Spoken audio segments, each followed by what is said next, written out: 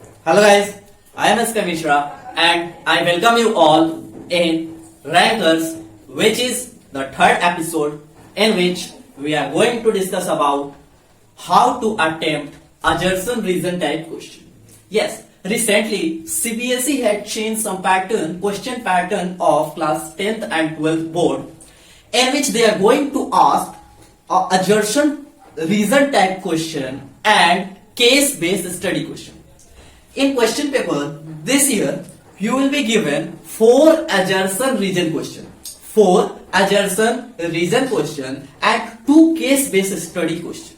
ठीक है, तो आज हम बात करेंगे adjacent region क्वेश्चन होते क्या है, कैसे क्वेश्चंस उसमें पूछे जाते हैं और हम उसको अटेम्प्ट कैसे करेंगे एंड देन हम आपको बताएंगे कि आप कहां से उसे एक्सेस कर सकते हैं, क्योंकि बोर्ड पैटर्न पे ये रिसेंटली इंट्रोड्यूस हुआ है. सो आपको कहीं इसका सोर्स नहीं मिलेगा, कहीं प्रीवियस ईयर नहीं मिलेंगे, है ना. प्रीवियस ईयर क्वेश्चंस में ऐसे assertion reason type question mention नहीं है, क्योंकि ये फर्स्ट टाइम आपको पूछा जा रहा है.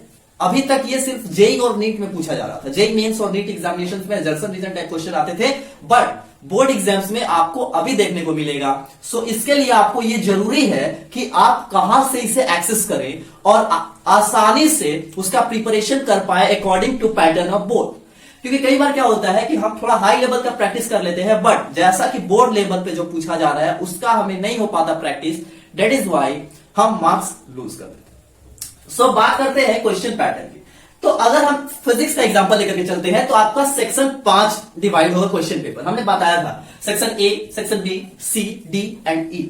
सेक्शन ए जो होगा उसमें आपको होगा 1 to 10 question that will be of very short और we can say that objective question in 10th and 12th board. ठीक है, अब उस क्वेश्चन में आपको 1 से 10 तक वेरी शॉर्ट मिलेंगे एंड देन 11, 12, 13 एंड 14 आप देखिएगा तो वहां पर होगा आपका एजर्सन रीजन टाइप क्वेश्चन. क्या? Assertion reason type question. So आखिर ये है क्या? तो देखिए, हम लोगों ने देखा होगा रीजनिंग, कुछ देखे होंगे कि रीजनिंग क्या होता है. ठीक है, रीजनिंग प्रॉब्लम आपने सॉल्व किए होंगे. अगर आपने एनटीएससी क्लास 10th में दिया है तो रीजनिंग वहां पे पूछा गया होगा, या फिर आप ऐसे भी क्लास 7, 8 से हम लोग कुछ रीजनिंग पैटर्न वाले क्वेश्चन बनाते हैं, कुछ नंबर पैटर्न, कुछ शेप्स पैटर्न, अल्फाबेटिकल्स, है ना, कुछ एज प्रॉब्लम, टाइम प्रॉब्लम, इस तरीके का प्रॉब्लम्स हम लोग सॉल्व करते हैं. इसके अलावा अगर हम लोग बात करें तो रीजनिंग पे, तो रीजनिंग 2 तरीके के आपसे पूछे जाते हैं. एक तो पूछा जाता है verbal and second one is non verbal. Verbal का मतलब जहां आपको कुछ लिखने की जरूरत नहीं है, बस आप वर्बली बना रहे हो, ओरली सॉल्व कर रहे हैं. That type of reasoning is called verbal. And non verbal that means कि वहां पर आपको कुछ नोट डाउन, कुछ कैलकुलेशन करने की जरूरत पड़ती है. That is called non verbal. अगर हम अपने एजर्सन रीजन टाइप क्वेश्चन की बात करें, एजर्सन रीजन, तो ये एक तरीके का वर्बल रीजनिंग आता है. क्या है? Verbal reasoning. इसमें क्या है, आपको ओरली क्वेश्चंस को सॉल्व करने होते हैं. देखिए, एजर्सन रीजनिंग, एजर्सन रीजन का अगर हम लोग बात करें तो इसका जो एजर्सन है इसका मतलब होता है स्टेटमेंट. एजर्सन का मतलब क्या होता है? स्टेटमेंट. एंड रीजन का मतलब होता है करेक्ट एक्सप्लेनेशन. Correct explanation. जैसे कि अ बॉडी व्हेन थ्रोज, है ना, from the top of a building. ठीक है, ये क्या होता है? नीचे की ओर गिरता है, नीचे की ओर गिरता है. This is our statement. अब इसका क्या रीजन है? Anybody falls on the earth due to the action of gravity और gravitational force. This is the reason of this particular statement. So ये हुआ स्टेटमेंट कि बॉल या फिर कोई भी बॉडी है ऊपर से छोड़ा गया, when it is release from the top of the building, it falls on the ground, falls, it moves toward the ground. इसका रीजन क्या हुआ कि it falls on the ground because of gravitational force. So this is a correct explanation of that particular statement, है ना. या फिर electrochemistry में हम लोग इलेक्ट्रोलाइसिस पढ़ते हैं, तो इलेक्ट्रोलाइसिस में आपको बहुत सारे स्टेटमेंट्स देखने को मिलेंगे. वहां पर आपको स्पॉन्टेनियस, नॉन स्पॉन्टेनियस का कोई एक स्टेटमेंट दे दिया जाए और उसका एक रीजन दिया हुआ है. सो एजर्सन का मतलब स्टेटमेंट और रीजन का मतलब correct explanation of that particular statement. ठीक है, चलिए अब बात करते हैं कि जो आपको क्वेश्चन दिया जाता है, ठीक है, जो आपको क्वेश्चन दिए जाएंगे एजर्सन रीजन में, उसको हम लोग बोलते हैं एसटी. जो आपको assertion रीजन में क्वेश्चन दिए जाते हैं उसको हम लोग बोलते हैं स्टीम। और जो ऑप्शंस होते हैं, जो ऑप्शंस यहां पे आपको होंगे, इसको हम लोग बोलेंगे अल्टरनेटिव्स। क्या बोलेंगे? अल्टरनेटिव्स। सो इस तरीके से क्या रहेगा, एक स्टेटमेंट दिया रहेगा कि when a body is release from the top of the building it moves towards the ground. ठीक है, वो ग्राउंड की तरफ मूव करता है without any action of force. कोई वहां पर फोर्स हमने अप्लाई नहीं किया, without any applied of force, तो वो नीचे की ओर गिर रहा है। अब उसका रीजन दिया रहेगा due to gravity of earth, friction, इस तरीके से वो 4 रीजन आपको दिए हुए हैं। अब आपको वहां पे सिलेक्ट करना है कि स्टेटमेंट और रीजन। तो यहां पे हो सकता है फर्स्ट ऑप्शन में कि assertion is correct but reason is wrong. Second हो सकता है assertion is incorrect, reason is correct. Both assertion and reason are correct, both assertion and reason are incorrect. इस तरीके से आपको दिए जाएंगे। तो आपको वहां पे क्या करना है, फाइंड आउट करना है सबसे पहले कि आप स्टेटमेंट क्या कर रहा है, आपको स्टेटमेंट क्या कर रहा है। अगर आपने स्टेटमेंट को अच्छे से पढ़ लिया, 1 से 2 बार स्टेटमेंट को पढ़िए। अगर आपको पता चला कि हाँ स्टेटमेंट कर क्या रहा है, किस चीज के बारे में स्टेटमेंट दिया गया है, ठीक है, अगर आपको स्टेटमेंट क्लियरली हो गया, समझ में आ गया। जैसे कि अगर बात करें क्लास 10 में एक नॉर्मल सा क्वेश्चन फिजिक्स में आता है क्या, प्रिज्म का, कि प्रिज्म, एक प्रिज्म इस तरीके का है, यहां से जब व्हाइट लाइट को हम पास करवाते हैं तो ये 7 लाइट में ब्रेकडाउन होता है। यहां पर जब हम इन्वर्टेड प्रिज्म लगाते हैं तो फिर यहां से ये लाइट ऐसे इस तरीके से जाता है और इसके बाद जो निकलता है वो एक व्हाइट लाइट निकल जाता है। तो क्या बोले कि एक प्रिज्म लगाया तो कलर्स को स्प्लिट किया और दूसरा इन्वर्टेड प्रिज्म जब लगाए तो क्या करता है, व्हाइट लाइट निकलता है। तो यहां पर आपको स्टेटमेंट दे देगा कि when a white light passes through a prism, passes through 2 set of prism, then we get white light. उसका रीजन दिया रहेगा कि when a inverted prism is kept beside a prism, then उसके वजह से क्या होता है, आपको व्हाइट लाइट जो सारा स्प्लिटिंग है उसको वो मिला देता है। तो यहां पे आपको फाइंड करना है कि आपका स्टेटमेंट क्या सही है, दोनों प्रिज्म के वजह से अगर इन्वर्टेड रखा हुआ है तो क्या व्हाइट लाइट निकल रहा है। तो जी हाँ, स्टेटमेंट सही है। अब आप पता कीजिए कि क्या रीजन सही है या नहीं। अगर रीजन सही है तो स्टेटमेंट भी सही, रीजन भी सही, करेक्ट। अगर रीजन कुछ गलत दिया हुआ है तो assertion सही है, रीजन गलत है, तो इस ऑप्शन को मारिए। इस तरीके से आपको 4 ऑप्शन इस तरीके से दिए हुए रहेंगे। इसी तरीके का आपको 4 क्वेश्चन पूछा जाएगा और चारों में इस तरीके का 4 ऑप्शंस दिए रहेंगे। यही ऑप्शन रहेगा, assertion is correct, reason is wrong, assertion is wrong, reason is correct, both assertion and reason is correct and both assertion and reason are wrong. बात समझ में आ रहा है? बात समझ में आ रहा है? देखिए क्या हुआ कि आपका जो बोर्ड एग्जाम्स हो रहे हैं इसमें एक्सप्लेनेशन वाले जो क्वेश्चन थे इनको क्या किया गया है, रिड्यूस किया गया, बहुत कम कर दिया गया। आपको 5 मार्क्स वाले जो लॉन्ग क्वेश्चन पूछे जाएंगे वो 3 पूछे जाएंगे 15 मार्क्स के। उसमें आपको जो लेंदी प्रॉब्लम्स होते हैं उनको सॉल्व करना, तो वहां पर खास तौर पे देखा जाएगा तो न्यूमेरिकल्स पूछे जाएंगे या फिर long questions.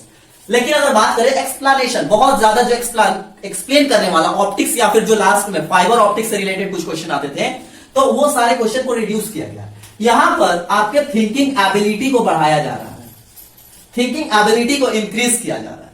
So this type of problems यहां पर आपको पूछा जा रहा है केस बेस्ड स्टडी। कुछ केस दिए रहेंगे और केसेस के ऊपर आपको आंसर करने होते हैं, ठीक है। कुछ केसेस दिए रहते हैं, उसके ऊपर आपको क्या करने होते हैं, आंसर करने होते हैं। तो ये सारे क्या है, प्रैक्टिकल लाइफ से जो भी जुड़ा हुआ जो भी प्रॉब्लम है उस पर बहुत ज्यादा फोकस किया जा रहा है टू इनहांस मेंटल एबिलिटी, ठीक है, mental ability and thinking ability. इसके लिए आपको प्रैक्टिस करने होंगे कुछ हॉट क्वेश्चन, कुछ value based question, value based question, hot question, case based study, thinking problem. अगर आपने प्रैक्टिस कर लिए then you will be able to give correct reason, correct answer of this type of problem, assertion and.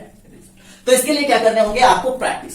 अब बात आता है कि अगर एग्जामिनेशंस में assertion रीजन आते हैं तो उसको अटेम्प्ट कैसे करें, है ना, किस तरीके से अटेम्प्ट करें। देखिए ये क्वेश्चन क्या है कि कई बार बहुत इजी पूछे जाते हैं और कई बार क्या होता है कि थोड़ा इनका लेवल टफ होता है। लेवल इनका टफ एक्चुअल में नहीं होता है, इनको थोड़ी सी लैंग्वेज इनकी घुमा करके दी जाती है जहां पर हम फंस के रह जाते हैं और उसमें बहुत ज्यादा टाइम दे बैठते हैं।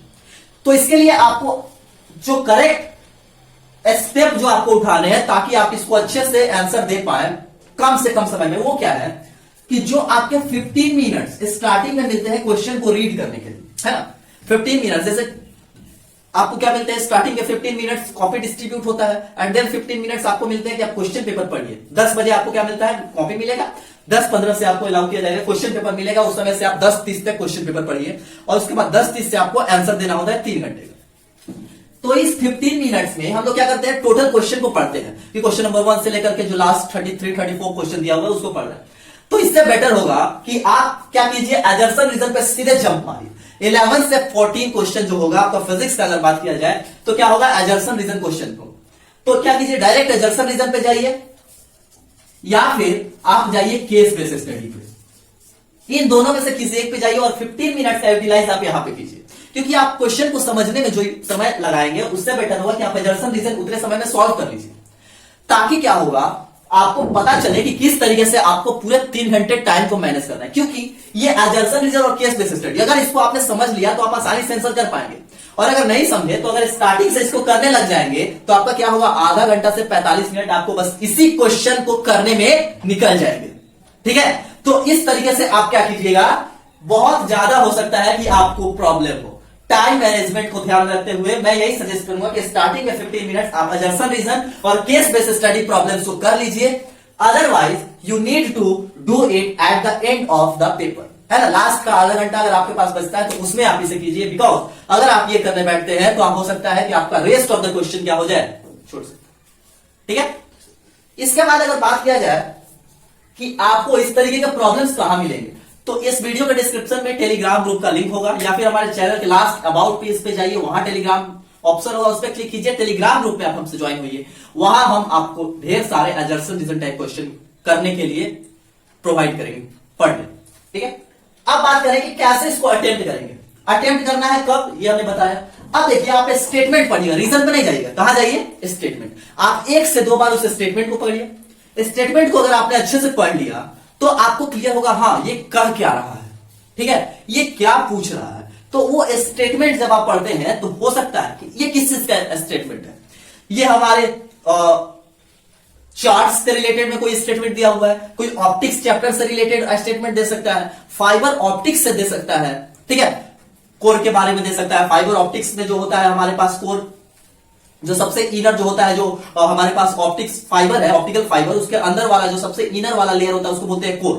ठीक है, कोर होता है, कैडल होता है, इस तरीके से। तो कोर के बारे में अगर कोई स्टेटमेंट दिया हुआ है तो वहां पर आपको उस स्टेटमेंट को पकड़ना है कि आखिर ये स्टेटमेंट क्या कह रहा है।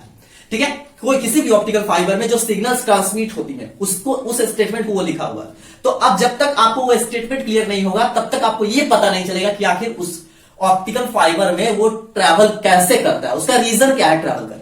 तो आप रीजन पे मत जाइए, सबसे पहले आपको कहा जाना है स्टेटमेंट पे। अगर आपको स्टेटमेंट अच्छे से क्लियर हो गया तब आप रीजन अच्छे से, वो करेक्ट रीजन फाइंड आउट कर सकते हैं। इसके लिए क्या करना है, अभी से जो आप एजर्सन रीजन टाइप क्वेश्चन को, तो एक चीज पकड़ लीजिए, आपको या तो सारे क्वेश्चन को स्टेटमेंट पढ़ के पकड़ना है या फिर सारे क्वेश्चन को आपको रीजन पकड़ के सॉल्व करना है।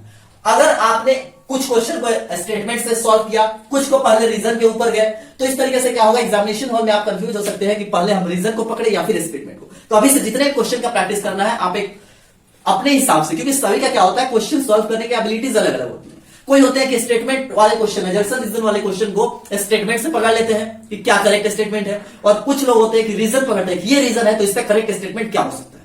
ठीक है, तो एक प्रैक्टिस आप कीजिए, या तो स्टेटमेंट से पकड़ लीजिए या फिर रीजन से। अगर आप एक को होल्ड करके आप चलते हैं then you will be able to solve each and every assertion reason type question. ठीक है, सो आई होप कि आपको मैंने सारी इंफॉर्मेशन दे दी है। इसके अलावा अगर कोई भी अपडेट आपको मिलता रहे, इसके लिए आप हमारे व्हाट्सएप ग्रुप और टेलीग्राम ग्रुप को ज्वाइन कीजिए, जिसका कि लिंक डिस्क्रिप्शन में होगा। तब तक पढ़ते रहिए। All the very best.